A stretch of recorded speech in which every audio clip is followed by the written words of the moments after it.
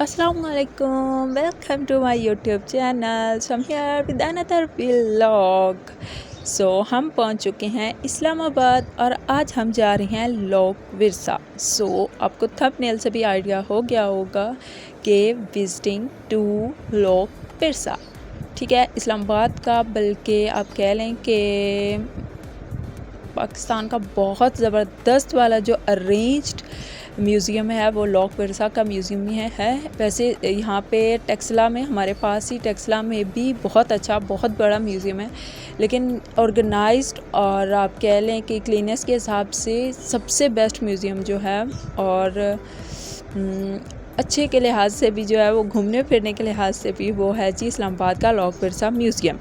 यहाँ पे पहले भी मैं 2-3 दफ़ा जा चुकी हूँ, लेकिन आज स्पेशल मैं व्लॉग भी मैंने बनाया है। आज मैं गई हूँ और आज मैंने व्लॉग भी बनाया है, साथ हमने बाइक की भी राइड ली है, और साथ गर्मी भी बहुत तेज़ थी।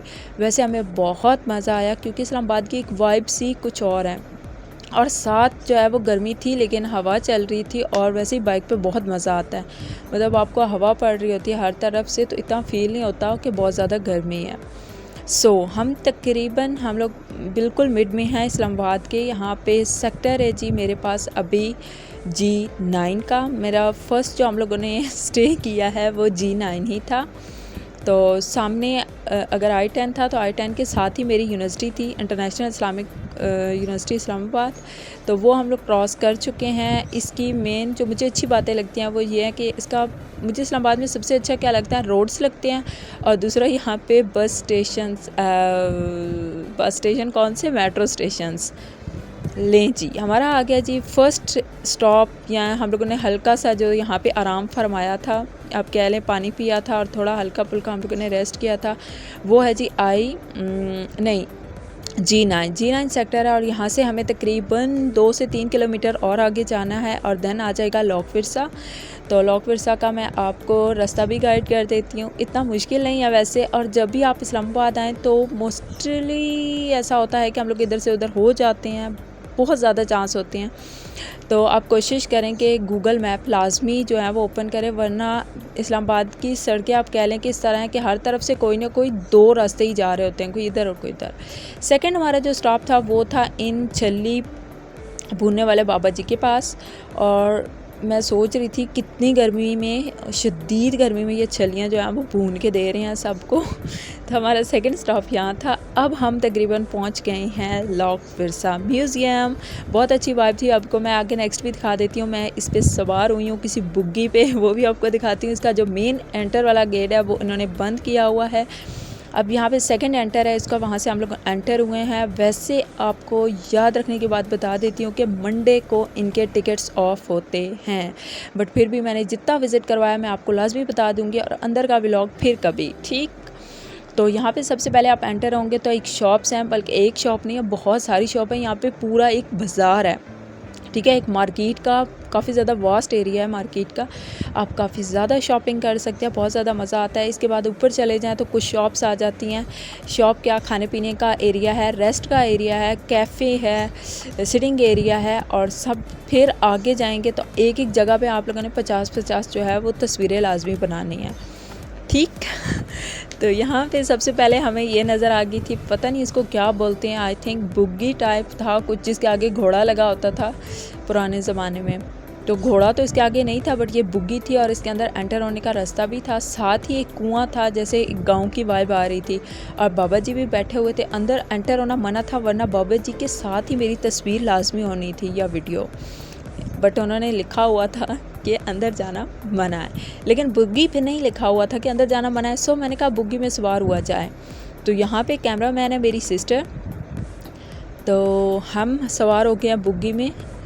लेकिन यहाँ पे एक बच्ची थी और मुझे इतना तंग कर रही थी, वो कह रही थी भाई भाई आपसे पहले तो मैंने ही सवार होना है, आप अपनी पिक्चर छोड़ दें, पहले मेरी बना लें किसी तरह। तो फिर मैंने कहा आप लोग पहले बना लो, मैं उतर के वापस आ गई। फिर हम आगे गए, इतने ज़बरदस्त किस्म के फूल लगे हुए थे, बहुत ही अच्छी खुशबू वाले, और बहुत ज़बरदस्त एरिया था, साफ़ सुथरा, और बहुत ही मज़ा आया था। इतनी गर्मी में भी अगर हम कुछ एंजॉय कर सकते हैं तो वो ये जगह थी। विरसा म्यूज़ियम, हर जगह इसका टैग लगा हुआ था। फिर हम सामने जाएंगे, सामने जो है वो गार्डन है, गार्डन में भी बहुत ज़्यादा मज़ा आता है आपको। काफ़ी ज़्यादा जो है वो वहाँ पे घास लगा हुआ है और अच्छा घास है, मतलब कंफर्टेबल।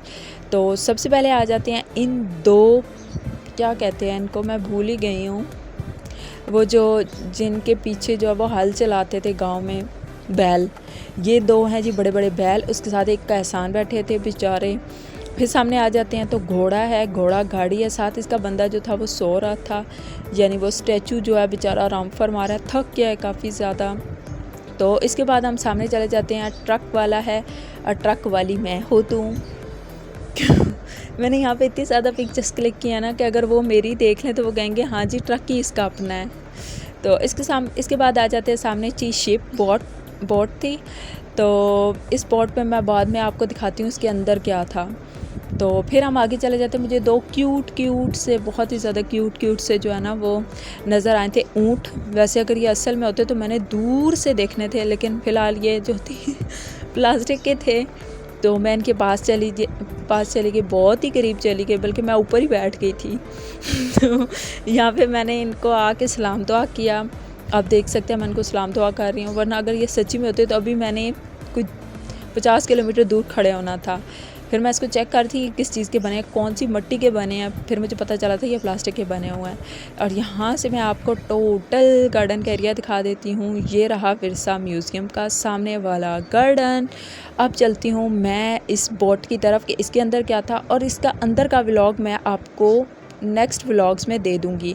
अंदर जाने के लिए आपको टिकट्स चाहिए होते हैं, और टिकट लेने के बाद हम अंदर जाते हैं, और अंदर म्यूज़ियम में हर किस्म की चीज़ है, हर किस्म की, मतलब आप अपनी हिस्ट्री पाकिस्तान की उठा लें, और पीछे से बर सगीर की उठा लें, और पीछे से मुसलमानों की उठा लें, सारी चीज़ें हैं।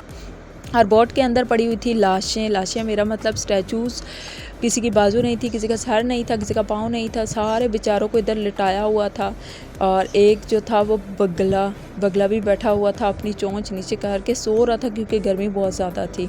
इसके बाद आ जाते हैं जी हमारे रेस्ट टाइम की तरफ, और खाने पीने का इंतज़ाम हमें मिली एक बहुत ही ज़बरदस्त सी जगह, जिसमें हमें अर्तुगरुल की वाइब आ रही थी। बहुत ही अच्छा वो जगह बनी हुई थी। हम लोगों ने खाना पीना अपना सारा निकाला, हम लोगों ने रखा, कोल्ड ड्रिंक्स थी हमारे पास, डिफरेंट किस्म के स्नैक्स थे जो हम साथ लेके आए थे। और सामने ऊपर जो था वो बहुत ज़बरदस्त किस्म का हवा देने वाला पंखा लगा हुआ था। तो हमें ये रेस्ट एरिया बहुत अच्छा मिला था। फिर हम लोगों ने यहाँ तकरीबन 500 के करीब तस्वीरें बनाई हैं, 500 के करीब वीडियो बनाई हैं, और यहाँ से हम लोग मूव ऑन हो गए थे मार्केट की तरफ। काफ़ी आज क्योंकि मंडे को लॉक विरसा की छुट्टी होती है, इसलिए काफ़ी ज़्यादा मार्केट बंद थी, लेकिन फिर भी कुछ ओपन थी।